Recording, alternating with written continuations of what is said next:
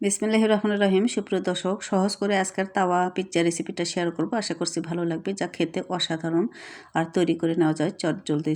আমি চলে যাচ্ছি মূল রেসিপিতে। প্রথমে বড় একটা মিক্সিং বলে আমি ময়দা নিচ্ছি 1 কাপ, গুঁড়ো দুধ দিচ্ছি 1 টেবিল চামচ, একটু উঁচু করে সামান্য লবণ দিলাম, ইস্ট দিলাম হাফ চা চামচ, আর চিনি দিচ্ছি হাফ চা চামচের একটু বেশি। শুকনো উপকরণগুলো ভালো করে মিক্স করে নিচ্ছি। আর এবার কুসুম গরম পানি দিয়ে মসৃণ একটা ডো তৈরি করে নেব একটু সময় নিয়ে। অল্প অল্প পানি দিয়ে আমি ডোটা তৈরি করে নিয়েছি। আর লাস্ট পর্যায়ে সয়াবিন তেল দিয়ে ভালো করে মথে নিচ্ছি। আর এই পর্যায়ে কিন্তু ভালো করে একটু মথে করে নিয়ে এরকম সফট করে একটা ডো তৈরি করে নিচ্ছি আর ঢেকে রেখে দিচ্ছি।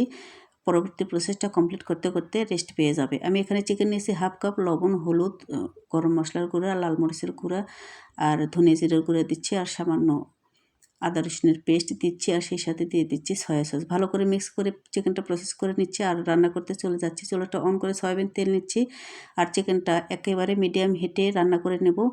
আর এতে আমি সামান্য পানি ইউজ করেছিলাম। তো এরকম লুক এসছে। আমি চলে যাচ্ছি মূল রান্নায়।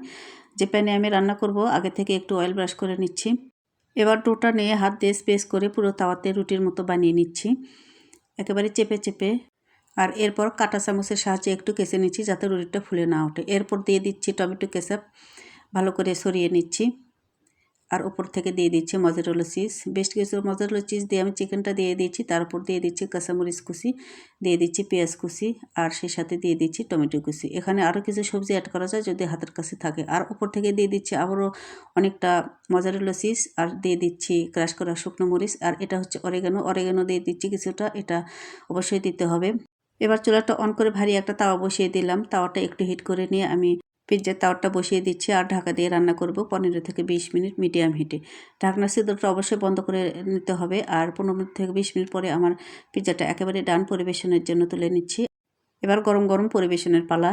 তো দর্শক, যদি পিৎজা খেতে ইচ্ছা হয় এভাবে রেসিপি ফলো করে একবার ট্রাই করবেন, আশা করছি ভালো লাগবে। সবাইকে অনেক অনেক ধন্যবাদ জানাচ্ছি আজকের রেসিপি দেখার জন্য, আর সেই সাথে আগামী রেসিপি দেখারও আমন্ত্রণ জানাচ্ছি। আল্লাহ হাফেজ।